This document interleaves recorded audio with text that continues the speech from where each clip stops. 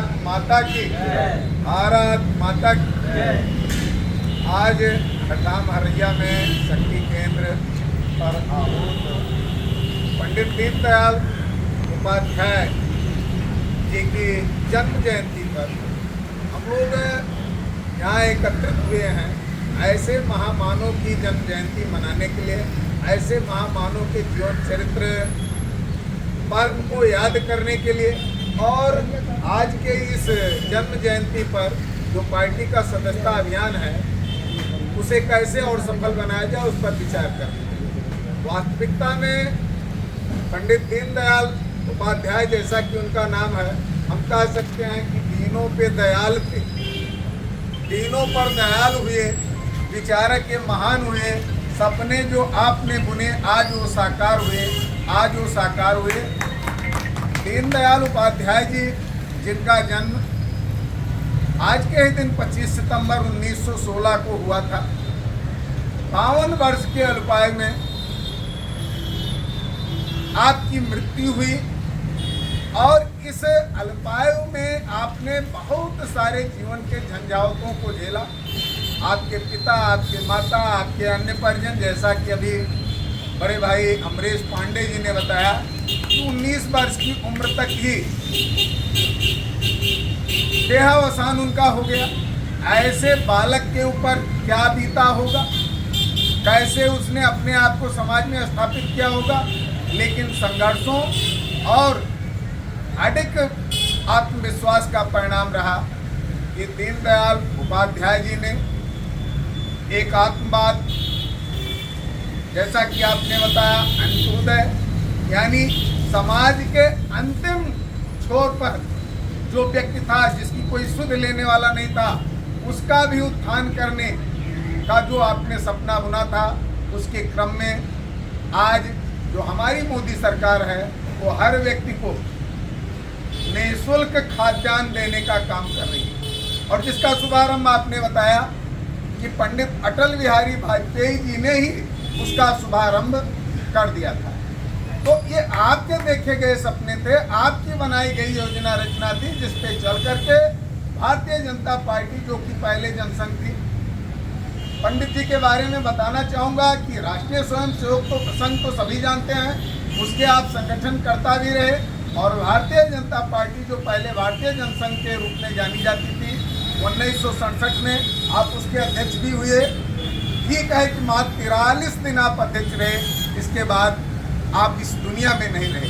लेकिन आपका दिखाया जो मार्ग था, आपका जो संगठन के जरिए अपने कार्यकर्ताओं को दिया गया भाव था, उस पे चल करके भारतीय जनता पार्टी या जनसंघ के लोगों ने आज ये इतिहास रचा है कि देश में सबसे बड़ी पार्टी के रूप में नहीं, सबसे अधिक सदस्य संख्या के रूप में पूरे विश्व में भारतीय जनता पार्टी जानी जाती है। उसी रास्ते पर चलने का परिणाम है।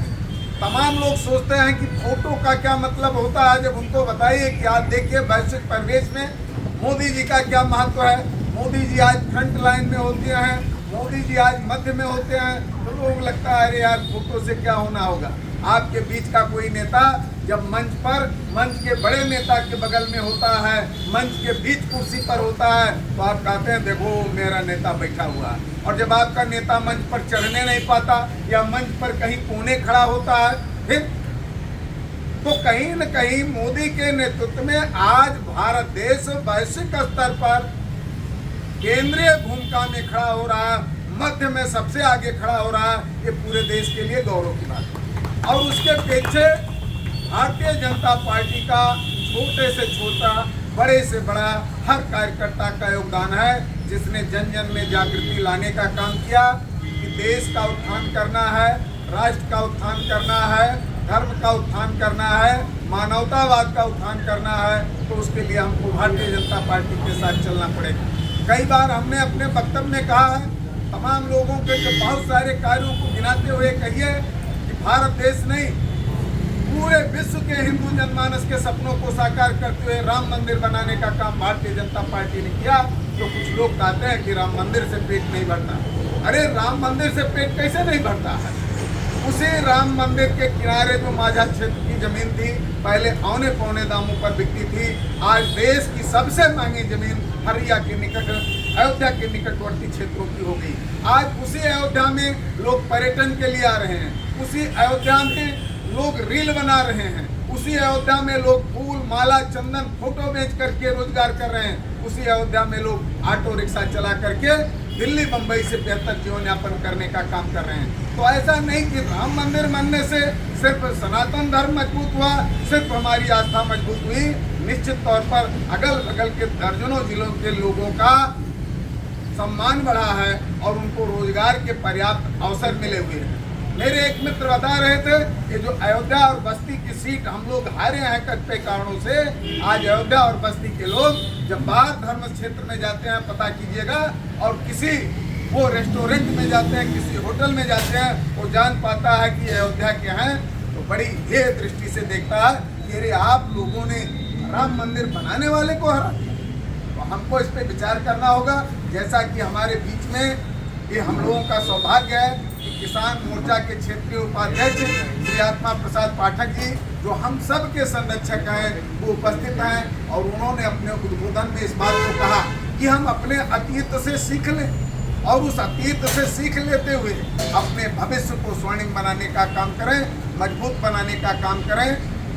हम लोगों के बीच में भारतीय जनता पार्टी के वरिष्ठ नेता, हम लोगों के गुरु श्री राम सिंगार ओझा जी बैठे हैं। अस्वस्थता भले रही, लेकिन आपने भी बहुत कुछ हम लोगों को बताने का काम किया। निश्चित तौर पर आप भी लोगों की देन है कि हम लोग भी आज समाज में 4 लोगों को भारतीय जनता पार्टी या भारतीय जनता पार्टी के महापुरुषों या भारतीय जनता पार्टी के कृत्यों के बारे में, विचारधारा के बारे में लोगों को बता सकते हैं, क्योंकि इसकी पढ़ाई किसी स्कूल में नहीं होती। इसकी पढ़ाई जब हम अपने संगठन के कार्यक्रमों में बैठते हैं तो आप भी जैसे पितामह स्वरूप लोगों से इसकी जानकारी सुन करके हम लोगों को होती है। अब तो एक जानकारी का माध्यम गूगल भी है, जहाँ से भी हम इस जानकारी को लेने का काम करते हैं। हम आते हैं इसके मूल अभियान पर।